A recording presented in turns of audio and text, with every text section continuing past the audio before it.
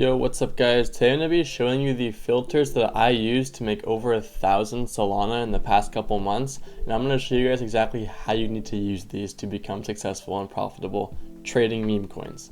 So to start off, there are two key components that you do need before you start using these filters and the strategy and just trading meme coins in general. So number one, I highly recommend using a laptop or a computer. For those who just have a phone, it still is possible to become profitable trading meme coins and use this strategy, but it'll be extremely difficult. Only those who are very experienced traders seem to be successful trading on the phone.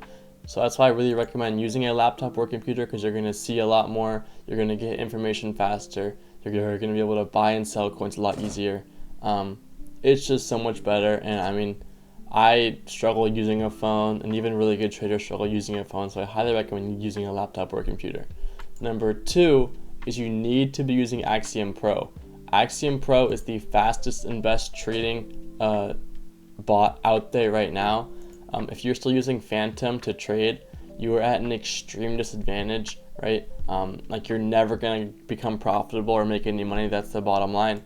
You need to be using a trading bot. And right now, Axiom Pro is by far the best. So if you're still using Photon or Bullex or any other trading bot, use time to switch over to Axiom Pro. Every pro trader is using it right now. It's the fastest, so you get in and out of coins basically instantly. They have the lowest fees. So if you didn't know, on every single platform you buy and sell meme coins on, there are extra fees that do come with those platforms, and Axiom has the lowest fees out of every platform. So not only does it have the lowest fees, but you can also get in and out of coins faster as well. They also give you free Solana back just for trading as rake back, so they give you a percentage of those fees back. And they have an insane amount of tools, like a free Twitter tracker, a free wallet tracker that are the fastest on the market, and so many other tools. They give you a lot of info on coins instantly, instant charts. Right? It's super useful. If you're not using Axiom Pro, you're never going to make any money trading meme coins, so I highly recommend using Axiom. And if you want Axiom, it'll be top link in the description. If you use my link down there, you do get an extra 10% off all your fees, so you're saving the most amount of money and making the most, or you can just use my code KOSKI when signing up. But the link will be top of the description. Like I said, I highly recommend using Axiom, and you need it for the strategy and these filters. So to get started, the filters I'm going to be showing you guys are only on final stretch and migrated. You're not going to be touching new pairs. If you are a beginner or just not super fast or still learning how to trade, I highly recommend staying away from new pairs, because that is where you can lose a lot of money, and a lot of it is gambling. With the Twitter tracker, you can make money using new pairs, but if you're not really good with the tracker yet, I highly recommend staying away and just sticking to final stretch and migrated, mostly migrated. So first, I'm going to be showing you the filters for final stretch and then migrated. So just to get into it, final stretch filters are just one filter. You go to metrics, or it's two filters, sorry. You go to metrics, 8,000 market cap minimum and maximum age 15 minutes. And then for protocols, it's just a pump and bonk. That is it. And then click apply, right?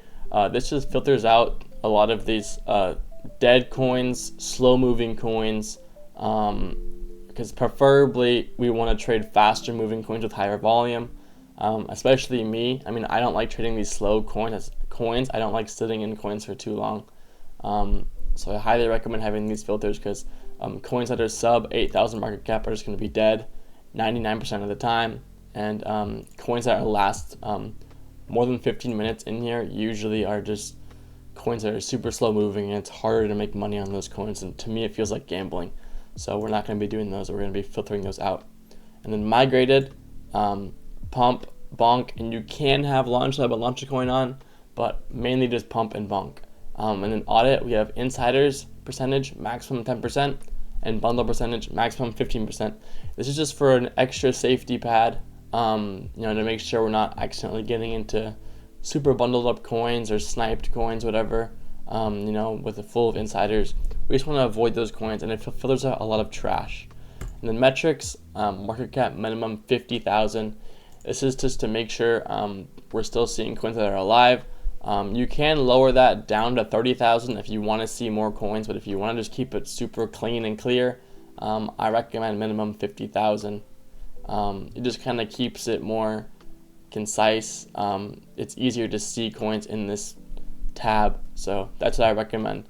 Now with these filters, what we're going to be doing is we're going to be looking at coins in final stretch and that we think are going to migrate, and then we're going to be buying them. So we're not really doing any strategy based on the chart. We're just looking for good narratives, and we're going to be buying these good narratives. So obviously I'll show you some examples of good narratives, but it takes time to learn over time what a good narrative is. So for example, you see some Pokemon things here, right? Like Satoshi, Ash Ketchum, real name, Pikachu. And that's because this coin right here, Poke 6900, this coin is at 3 million market cap basically, and it only came out 3 hours ago. So this is the main runner of the day, right? This coin is taking over most of the volume in the market, so that causes other Pokemon themed coins to come out because those are derivatives of the main runner, right? So personally, do I like buying the derivatives of other coins? Usually no, but this is a main runner and some of these narratives are pretty good, so I did buy some of these today.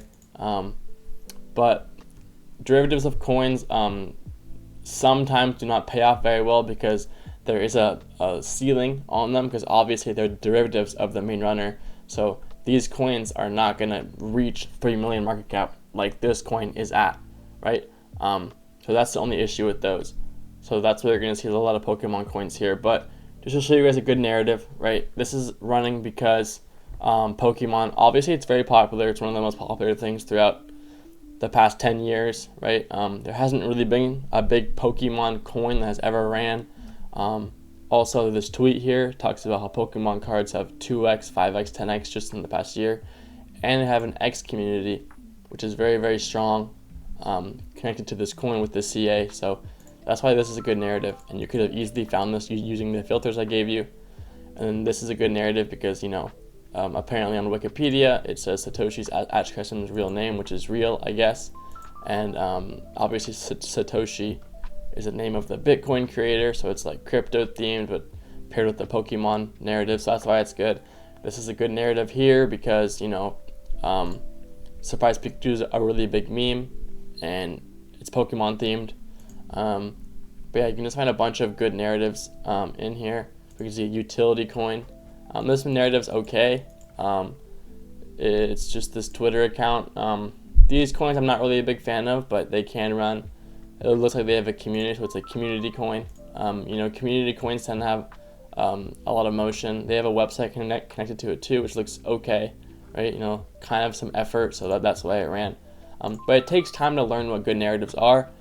So obviously, the more time you spend looking at the market, looking at your Pulse tab on Axiom, you'll learn what good narratives are just by watching what runs. But what we're going to be doing with these filters is we're looking for narratives like I just showed you, right? Good narratives. And we want to have conviction in these narratives. That means that we want to, when we buy these coins, we're buying them because we know it's a good narrative and we know it's going to go higher. So we're buying in this range right here, selling whenever we feel like it. That's the bottom line. You sell when you think the coin is topped, okay? You're never going to be able to perfectly predict when a coin starts to dump and when a coin is topped. So you sell when you're satisfied with profit, and you sell when you think the coin is not going to go any higher. So as you can see, you buy here, you can get an easy like 2x on this coin, but you're buying and you're holding it for at least a little bit because you know it's a good coin. You're going to hold your conviction in the coin.